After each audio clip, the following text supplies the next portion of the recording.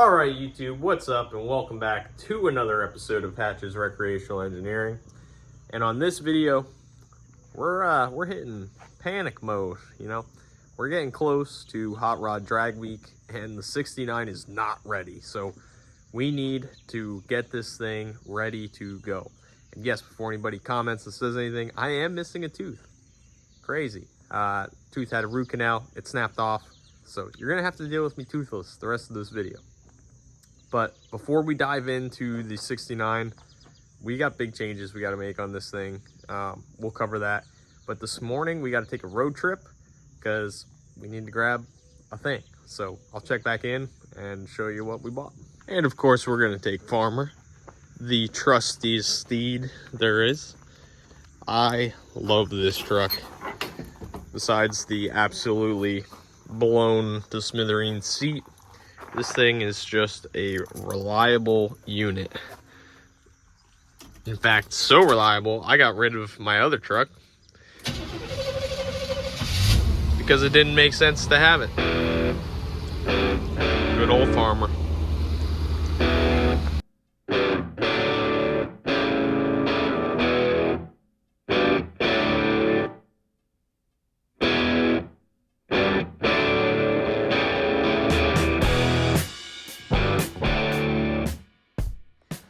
All right, so just got home and this is the newest purchase. We're drag week equipped. So I was on the fence about trying to get everything in the car. I've been on and off about the trailer thing for a little while now. But I was kind of on the fence about just trying to get everything in the car. But I talked to some guys and they're like, man, what are you gonna do with your other set of tires? And logistically, when we tried packing the car to see about extra stuff in our bags, because we gotta have everything with the car, you know, no support vehicles. So when we tried to pack the car, it was a disaster. So ultimately, we needed the trailer. So I found this thing on Marketplace, and it's got, you know, oversized tires on it. They're not like the little golf cart wheels. This thing has safety chains, lights. This thing's actually like a legit titled trailer. It has a VIN on it. I have a Missouri title for it. Somebody built these like stake side bodies, you know, walls on it. This thing for us is gonna work fantastic, especially to tow behind the Nova. So, I mean, this thing is ready to go. Needs nothing, which is good because we need to do a bunch of stuff to this. So let's dive into that. Maggie, what does the car need? You don't look ready to work. So, the 69. One thing about the 69 that I have absolutely hated since we put this motor in the car is the mechanical fuel pump is a 110 gallon per hour racing mechanical fuel pump. And it was advertised as putting out between 6 to 8 PSI and makes way too much pressure. Way too much fuel pressure. So it forced me to put this Holley regulator in line, but I have no return. So now the fuel deadheads against this regulator. Fuel pressure for me is always inconsistent. On a cold start, it's like 8.5, which is still too much. Then once it warms up, it's down to 5.5, 6. I don't like it. I don't like anything about it. It's putting a lot of strain on the system. And the last thing I want is for any sort of failures with this when we're 1,000 miles away. So I have solutions. All right, so I have gone ahead and ordered an aeromotive fuel system. I threw in the towel. And if I have to fix or upgrade something, I like that this setup will be able to grow with us for whatever we want to do. So I went with their in-tank submersible pump because we got street miles to put on this thing. So I wanted to keep that fuel pump cool so we're not changing a fuel pump on the side of the road. So this is the stealth tank that they make. They build these per order for you, so it took weeks for this thing to finally show up.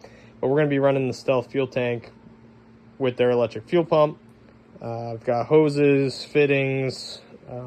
I have their wiring kit.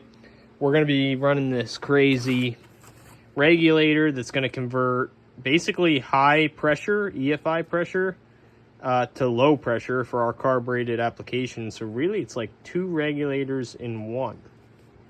This setup is gonna have a return line, which we've never had before, and one of these real nice big micron filter deals. So we got work to do, because obviously we have a fuel system in the car that we got to get out of the car, and we got to get this thing installed, we got to get this thing plumbed, we got to get this thing wired, and then make sure that it's, you know, test on it a little bit, make sure it's working. Hopefully we'll be in better shape than we are now. We still have never locked out the ignition on this car. I want to lock out the distributor. I have the start retard. We already put that in the car when we put the MSD box and everything in. We just never wired it up, knowing that we were gonna lock out that MSD distributor later on. So we still gotta lock out the ignition timing. Long term, it's not gonna happen before drag week. I just don't have time. But I'd love to get the battery out of here to the trunk, which would free this whole area up. So I don't know. We're gonna have to work with what we got for this right now. But ultimately, I'd like to relocate the battery to our trunk so that frees up room up here, gives us weight savings in the front end, because this is heavy. I'm gonna start getting ready. We gotta drain, of course I've got gas in it, so we gotta drain gas out of this thing. And then we should be ready to start wrenching on it. Get that new fuel system in here. It just started raining out of nowhere. If you don't have one of these, you should get one. These siphon tubes are incredible. And they're cheap. Super, super cheap. Hey, remind me that it's 93 in here, not diesel.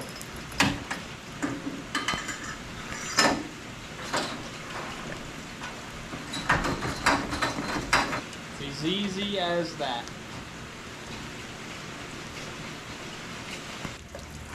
Oh, I knew I was going to do that.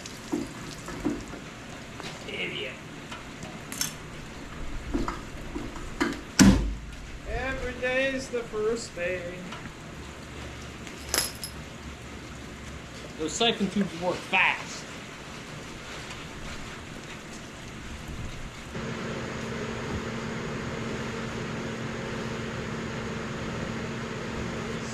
No, you're not helping. You're making this harder. Oh, Maggie, this is not helping. Come on, move it. Move it, move it. No, move it.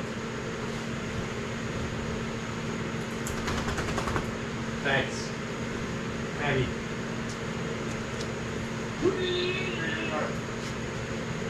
No.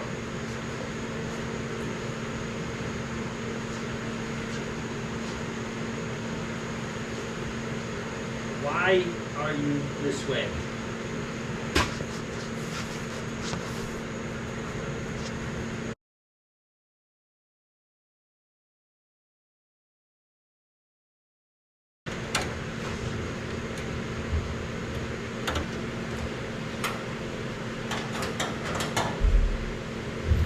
Tension test on the ground wire passed. That thing can take a lot.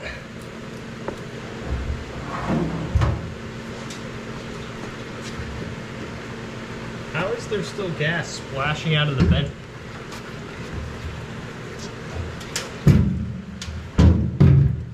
All right, so the entire fuel system is out. While it's out of the car, I wanted to show you exactly what we had going on here. So at the back, where it came out of the tank, I was using a factory sending unit in my gas tank. This is the original OEM steel line, which I put a compression fitting on. There's my filter, and then after that I ran 6AN line all the way to the mechanical fuel pump, 110 gallon per hour mechanical fuel pump from Blueprint. Per Blueprint, that's the fuel pump that they said this motor needed to have. And then there's my line up to where we installed the regulator, because there was so much fuel pressure coming out of this thing. Regulator, and then my fuel rail and carburetor would have been right here. That's what I had going, and it didn't like it.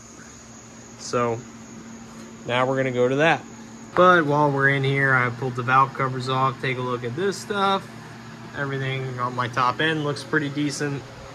We'll go through and we're gonna check valve lash and all that good stuff now that the motor has some miles and whatnot on it. But everything looks pretty good up here. I don't see anything that's scaring me. Gives us a chance to give this thing a good once over before we go to drag. All right, guys, so I've been down here working on the 69 basically every night for the last couple days, and I've made progress. All right, there's stuff happening. So the carburetors tore off of it. We dropped that off with Darius at T4 Carburetors. He's the one who built that super trick little 600 that carburetor's been on everything. I use it as like a solid baseline carburetor.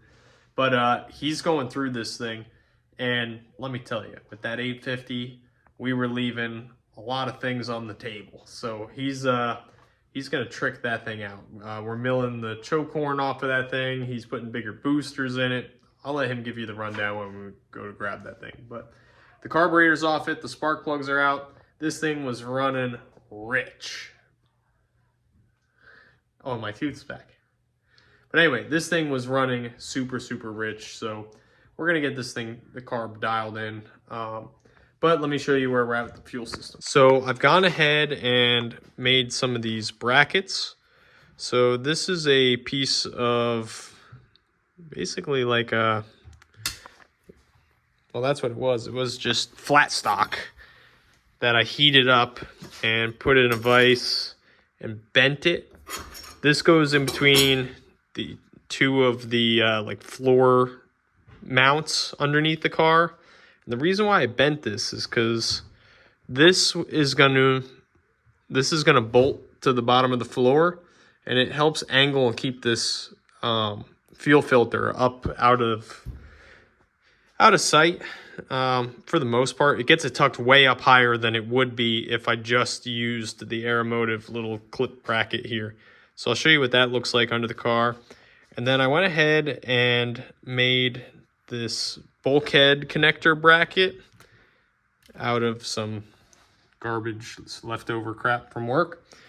And you can see here, so I offset the hoses so I can run them real nice, because we're running a inlet and a return on this system. So the reason I did this is going to get mounted up above the rear end on like the trunk floor area.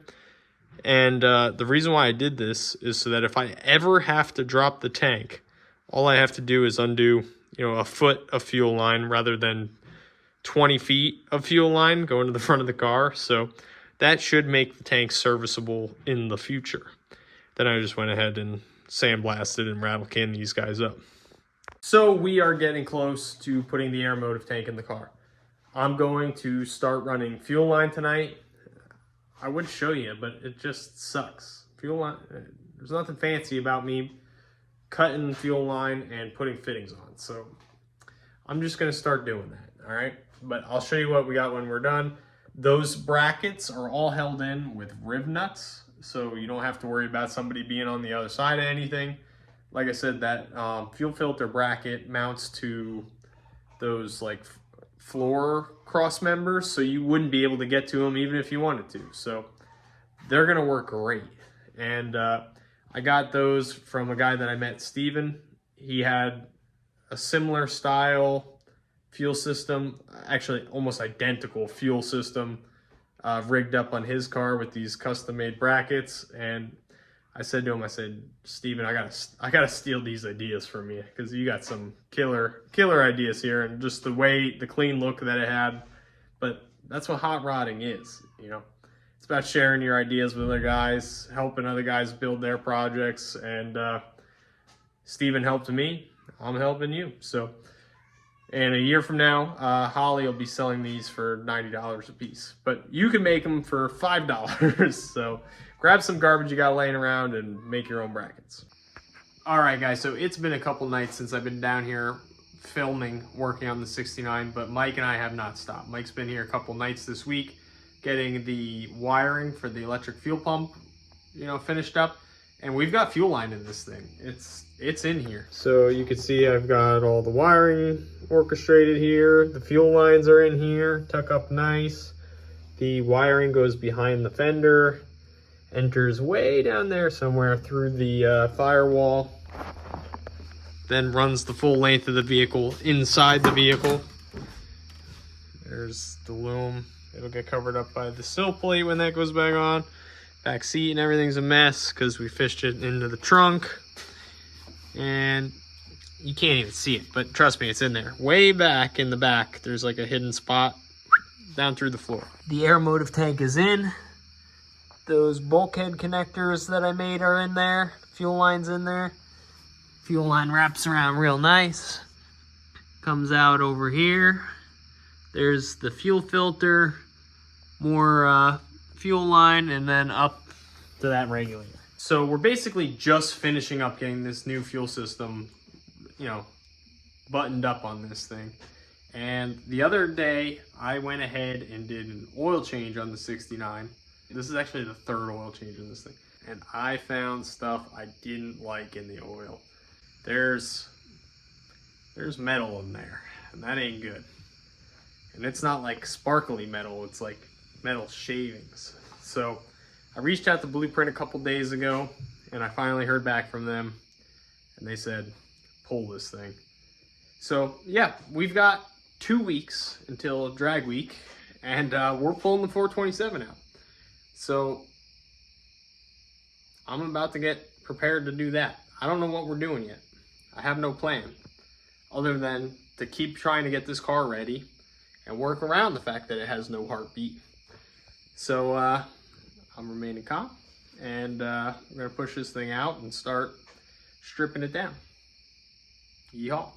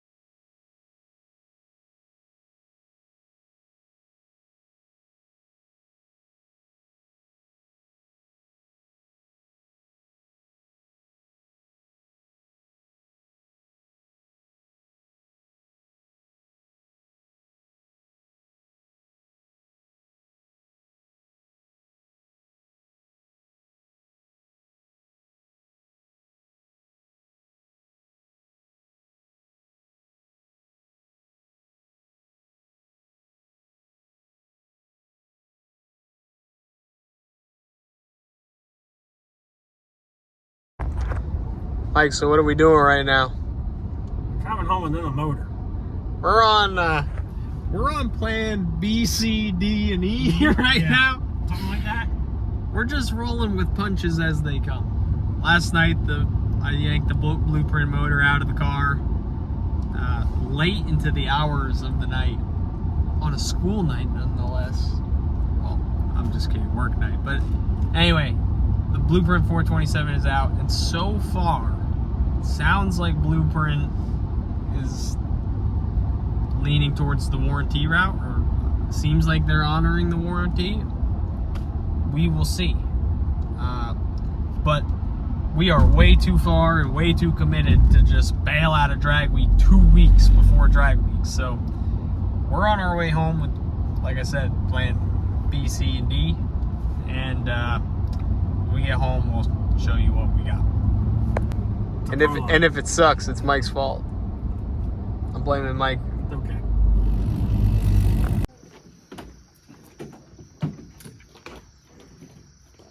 What are you guys doing? Is this thing high enough?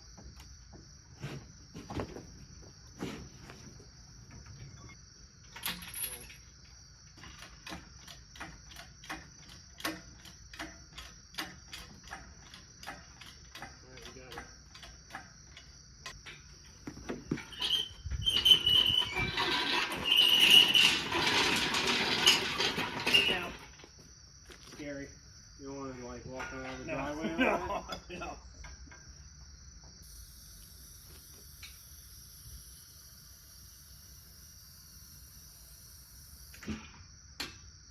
355 meets 69. 69, 355, your new heart.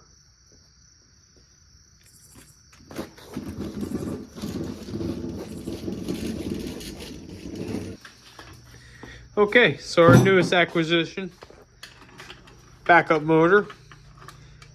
We don't know anything about it. Guy says it's fast. Mike says he trusts the guy who says it's fast. Yeah. All we know, 355, fancy shiny parts, looks nice, looks fast.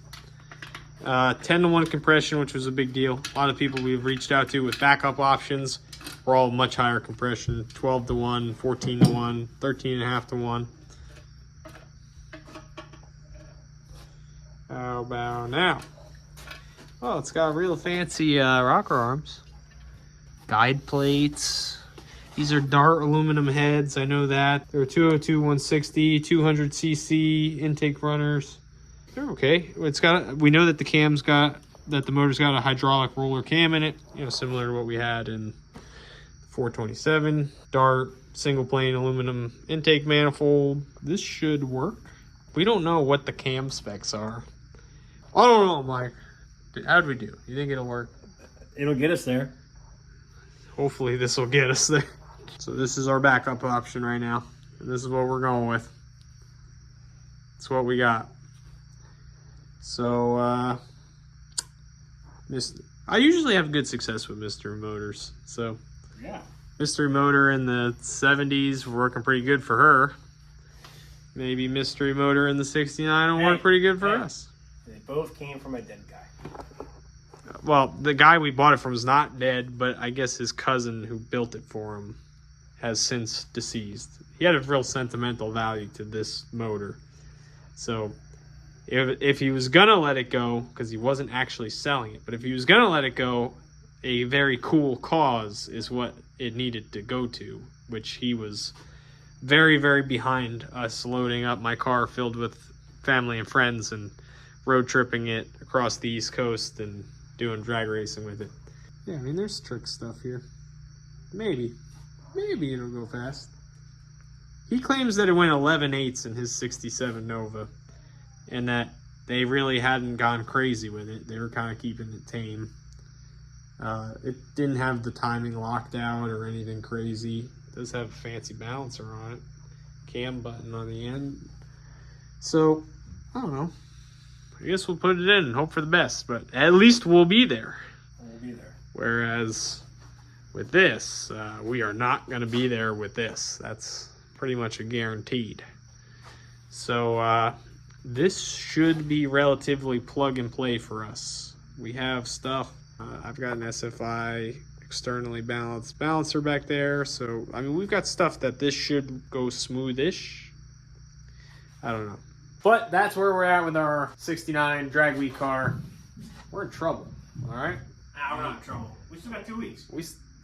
We got all the time in the world. We can play in time. We're gonna do what we can to smash this thing together and still be at drag week. I'm not the type of person to say I'm gonna do something and then not do it. So I feel like we have to do everything we possibly can until the wheels fall off to get this thing to drag week. So we're gonna thrash on it like crazy. And hopefully the next time you see this thing, we're firing up the mystery motor. So that's going to do it for this video, guys. Make sure you hit that like and subscribe button, and we will see you next time. See ya. Oh, also, please go buy some merchandise, t-shirt, sweatshirt. Please buy anything. This is getting very expensive now. So any help would be very appreciated to help ensure that we can make it to drag gotta week. be now. Yeah. That's another story. But please buy a t-shirt. Thanks, and we'll see you next time.